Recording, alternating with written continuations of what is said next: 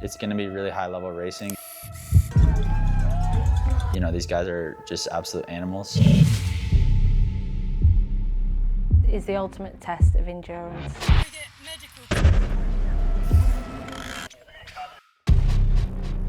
Patience is probably the buzzword for this season. Oh, it's spicy. 2 more years in me before I quit the world of triathlon. London, legs screaming at you experience, and it's who can push through that pain. A lion is born to lead, not to follow. I know everyone's strength and weakness.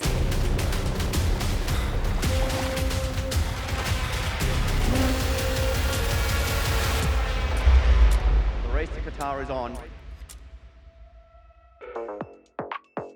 Hey, I'm Laura Madsen, T100 hotshot from Denmark. Laura Madsen there. Whoa, this is a race. You can see Laura Madsen coming through now as well. She couldn't be happier. Some of these athletes are really making moves. You've got Laura who's moved up 9 places. I love what I'm seeing, the mentality and the training that goes on before a race like this. Yeah, you can tell she's delighted. And it's simply about the grit and determination as to who wants it more.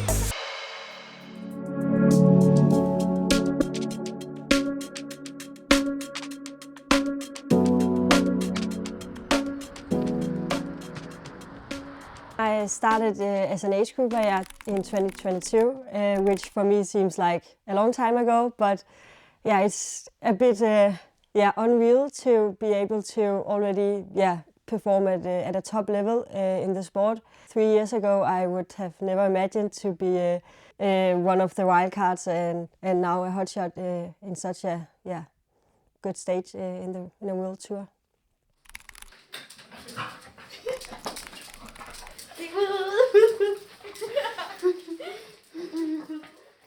Yeah, so it's no secret that I'm from an extremely small town and where I've always been private and like I have my inner circle of people and those are the people that I really care about. So to suddenly be on television and being in the spotlight, so to say, has been, it's been difficult. I mean, when you're suddenly on TV and a lot of people see you, you will always think, okay, what are other people thinking about me? What do they say? Sometimes you really have to navigate through to not let those thoughts take too much place in your head. Yeah, I'm only good at one thing in the kitchen, and that's making eggs. It's also pretty simple.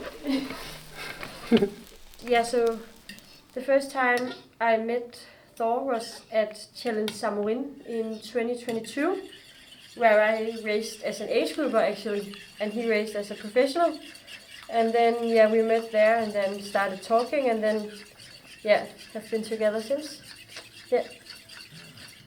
So I think he's probably also a big part of why I actually chose to do professional triathlon. Have you told the story from Samorin? No. No, so when we went to Samorin, I didn't know who he was as well there, but then in the transition zone the day before the race, when we had to check in our bikes, I was extremely confused. I don't even know what I was confused about. You had an issue with your bike? Ah, yeah, true. And then you somehow recognized my bib number, and then you Googled. I saw you and then I thought you looked good. And then I remembered her bib number because I saw it on your bike. Yeah. And then I went home and searched on the start list what was your name, and then I found you on Instagram. And then he messaged me on and then Instagram. I messaged you. Yeah. And then I couldn't concentrate about my race the day after. So it was not so good.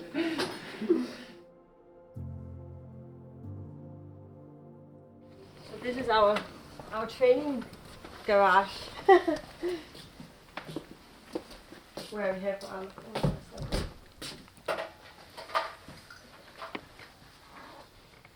This TT bike is actually my first bike, like my own bike. So before that, when I started triathlon, the bike you can see on that picture over there is also a BMC, but a really old BMC. It's my father's old one that I started using, and then this season I got this one, and this is perfect. Yeah.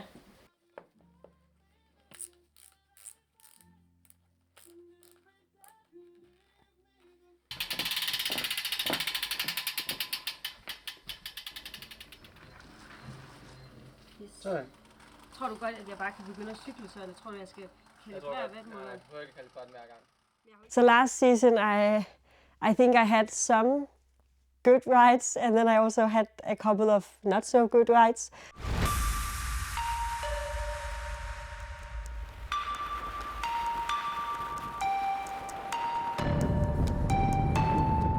For me, I'm definitely best at just, pure power.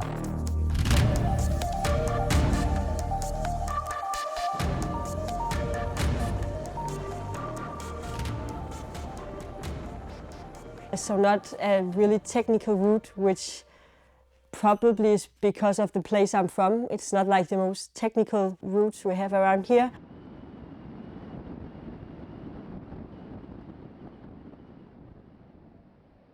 Some of the T100 races last year, they were extremely technical if you ask me.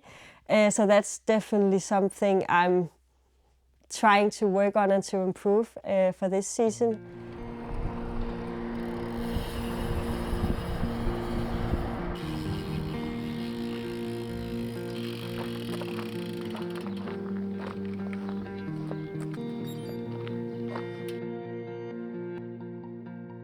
Yeah, today's session was 6 times 10 minutes with 3 minutes rest.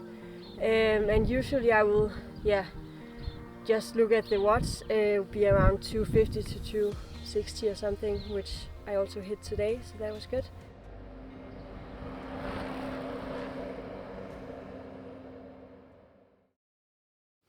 Yeah, so this is kind of a wrap up on our Kona experiences so far. So I was there actually in 2012 the first time. Don't have any pictures from that right here.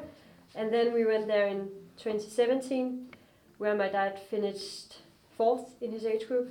And then again in 2019, where he finished 2nd in the age group.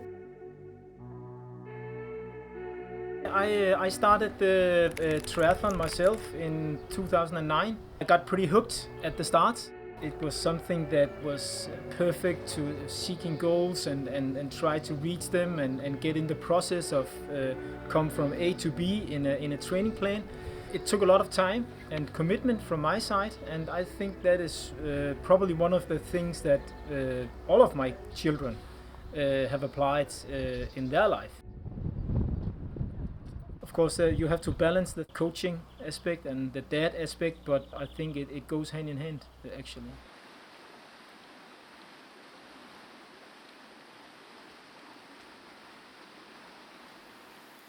The fact that my father is also my coach is probably the most ideal thing, because I'm a person who I really need to be around people I feel extremely comfortable with, that I feel safe with, and feel like, okay, I know you extremely well, and I know that you know me as well. And I think that, my parents are the people that know me the best. So many people would probably say, okay, but how do you deal with being both a father and a coach? And honestly, for us, it's never been a problem, and I can't really see why it should be a problem.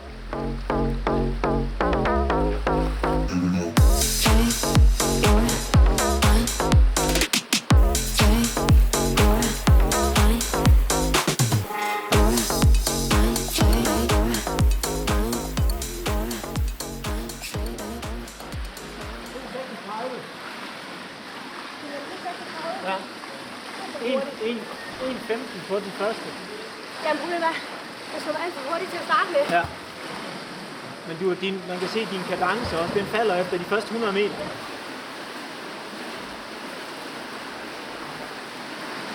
Go! We have worked pretty hard on sprints to try to get a faster start in the swim portion. it's to find the outtake speed and then to find the right mindset to stay on those feet as long as possible. Fight for it, do everything to stay on them. That's the mindset.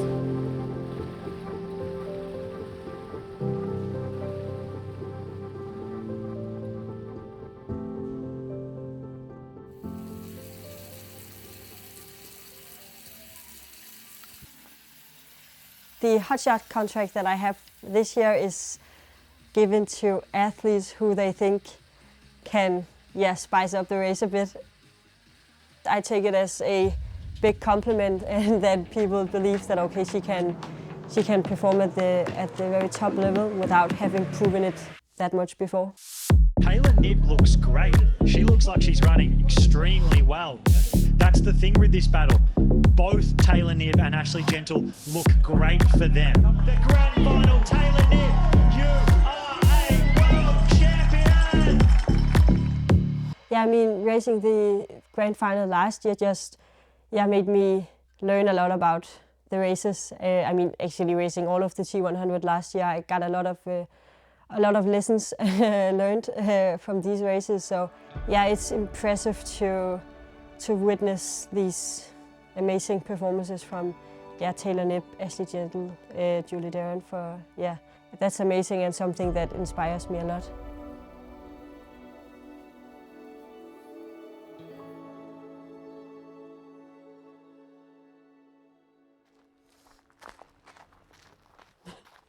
Chili. Come sit. I was out on an interval run. On the last rep, suddenly felt a weird pain in my lower back. Yeah, got a scan confirming that I have a stress fracture in my sacrum, which is a nasty injury. And immediately the doctor back home told me that it was at least 2 to 4 months without running. It was difficult to say how it would progress. And now it's almost 7 weeks without running, and the plan is to start running in 2 weeks' time. So that's nice. Yeah, I know it's not ideal to have around 12 weeks without running when I know that consistency is the most important thing. But hopefully with a lot of patience, I can get back to some fast racing, and even faster racing than I have done before. The City of London, the home of the historic, the iconic, the symbolic and the dramatic. This weekend, the capital city opens its doors to the T100 and welcomes in a cast of the heroic. This is T100 racing at its best. 3, 2, 1.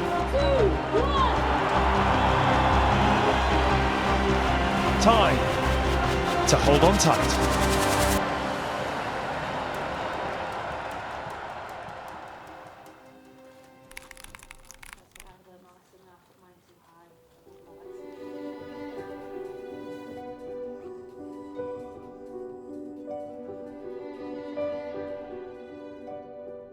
I woke up race day morning and went to breakfast with my father, and actually I was pretty quiet, and he asked me what is wrong, and then I said to him that there is a risk of me getting out of the water last today.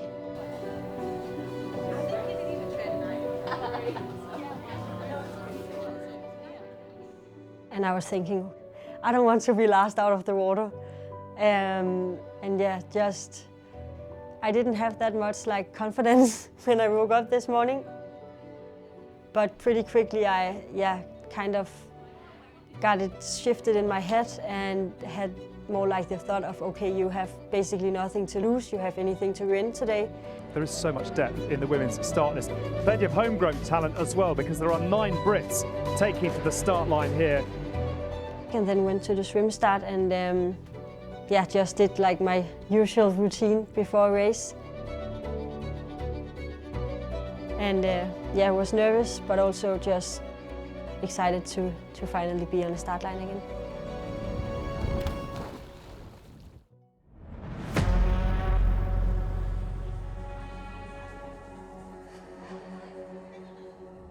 Just before the race, we kind of stood right behind the presentation, and yes, some of the girls, they were just chatting and smiling, and looked like they were just going out for a morning jog or something.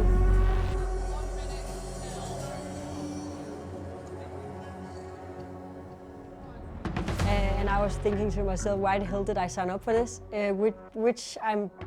It's something I'm always thinking right before a race. I'm like, okay, why do I do this to myself?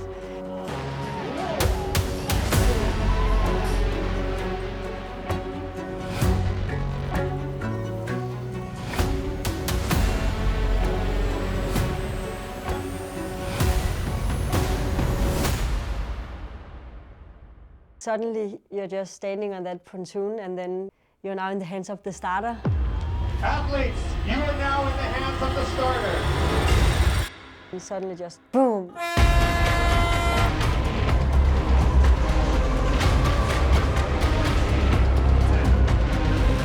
Like all of the nerves suddenly goes away and the gun goes off. It's like now there's no nerves anymore, it's just race mode on. They're already battling, and how much that battle is costing them speed. Looks like a front group already shaping up. But so yeah, I actually got quite a good start, I would say.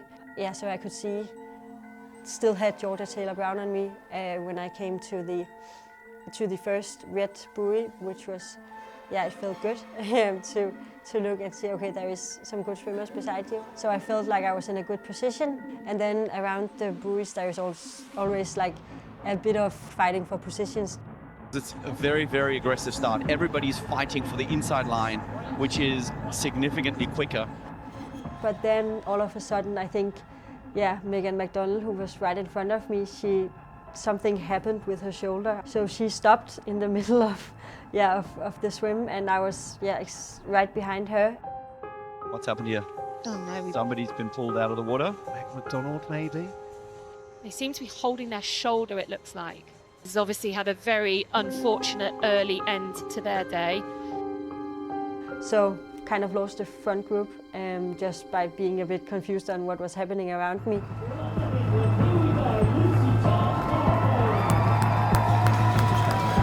Three-second leads through that timing points that Lucy Charles-Barkley has over Jess Learmont, Taylor Knibb 6 seconds back. Kate Woff is right up there as well.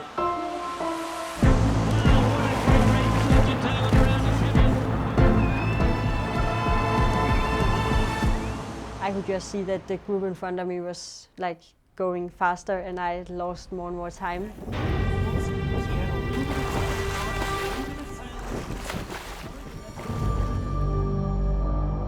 Now, you know, Lucy's done the majority, if not all, of the first lap on the front. Jess has ran really hard through the Aussie exit, taken the lead, put in a big surge, which has split this pack up. And now we've only got Kate Woff and Taylor Knibb able to go with Lucy Charles-Barkley and Jess Learmont. I just need to get out of this water as fast as possible, and then hopefully I can, try and do something on the bike. That gap that was 15 seconds from front to back of the first 7 athletes went out to a minute across that second lap, so they really did do some damage. So Jess Learmont led them out. Going into T1, there was like people just screaming at you.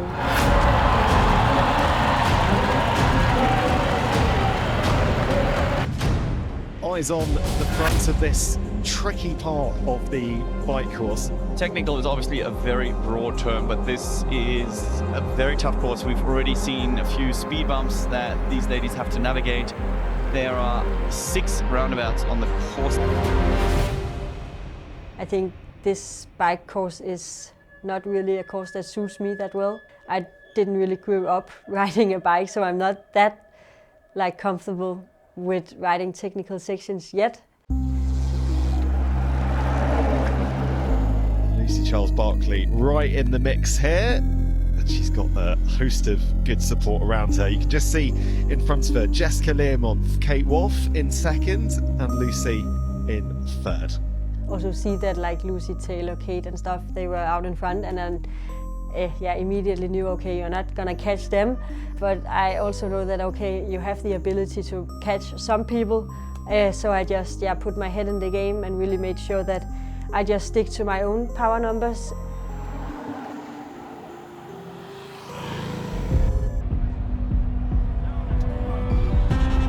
Taylor Knibb joining the front of the race. Taylor Knibb has caught up to that top three.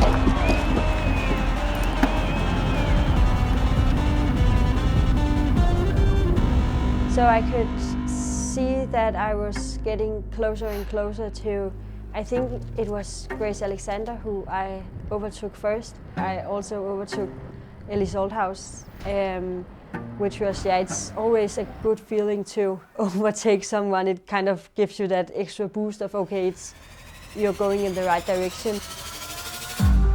One thing is for sure, Lucy Charles-Barclay is leading the pack here in this women's race. She's entering the second transition zone and she can hear the cheers. Yeah. Exactly. Brilliant home support here for the British athlete.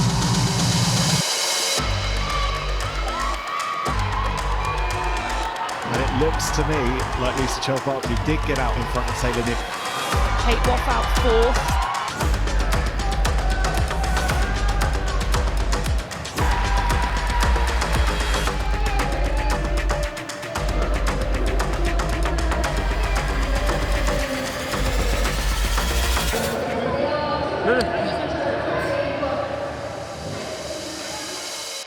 I found out that I could just go the direct way instead of going the other way, which it wouldn't make sense to go that way, but in a race sometimes you just forget.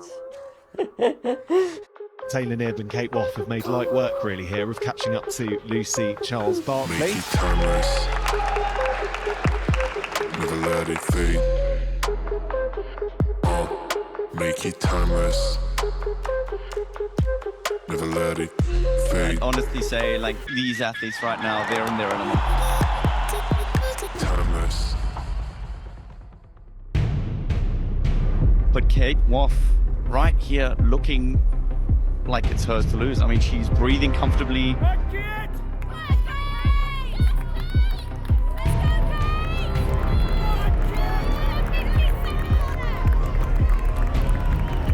As we get eyes on Taylor Knibb chasing her.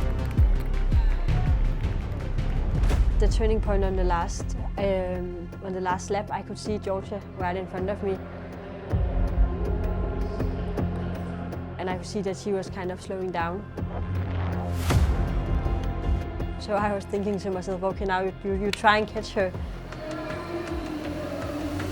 And then I actually catched her, and then there's like a hill right up to Excel, and I basically sprinted up that hill to make sure that she wouldn't catch me again, because if I was ending up in a sprint finish with her, I would definitely lose.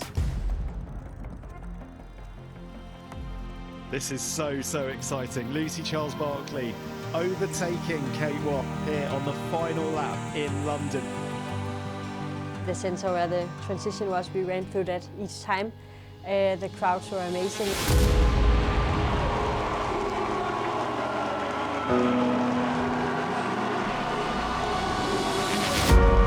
Lucy Charles-Barclay, congratulations, you are our T100 London champion.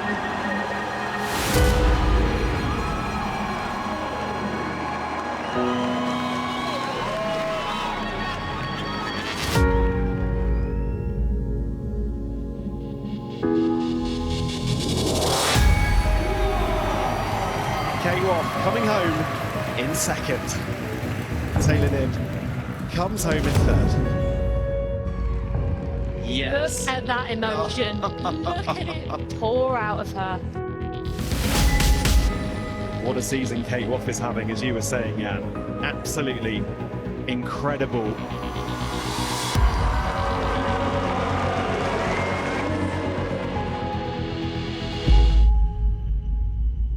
So running down the carpet and knowing that I would finish 11th was, it was really nice. And in general, when I crossed that line, I was just extremely relieved that I have finished the race.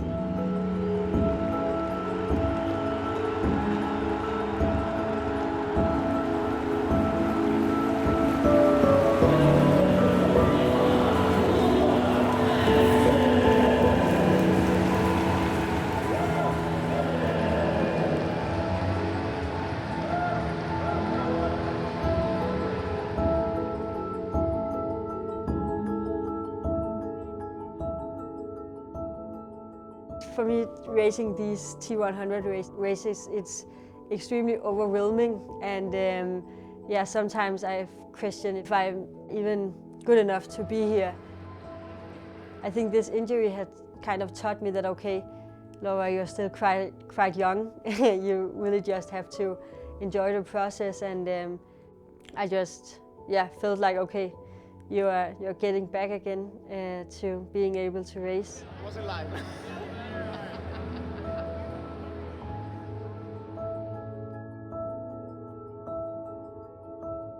Went directly to my father, and yeah, he said to me that I had done well and that he was extremely proud of the way I raced the race. At that moment, he is probably just talking as a father, I would say. Making sure that I know that he is proud of me, I think it's his top priority after. Well, I'm super pumped. I'm happy for her.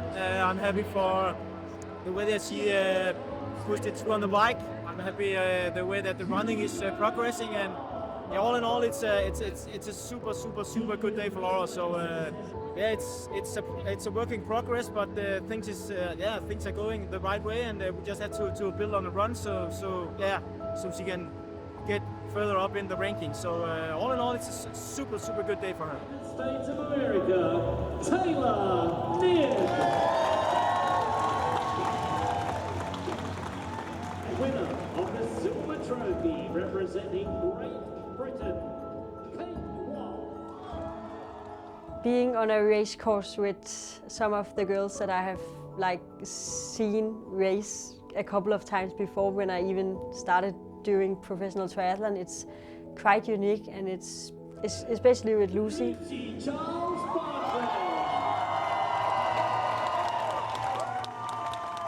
I think it was Kona 5 or 6 years ago or something. I was there to watch my father race, and she also raced. Yeah, and I really looked up to her.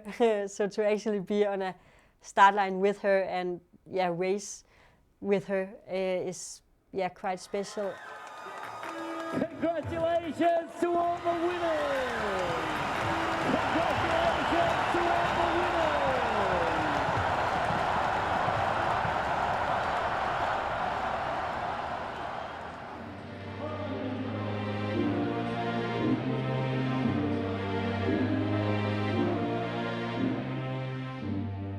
Yeah, right now I'm definitely the underdog. No one would expect me to be in a top 5 or go on the podium or something, but I hope that one day, maybe not this year, maybe not next year, but in some years that, okay, I won't be the underdog anymore.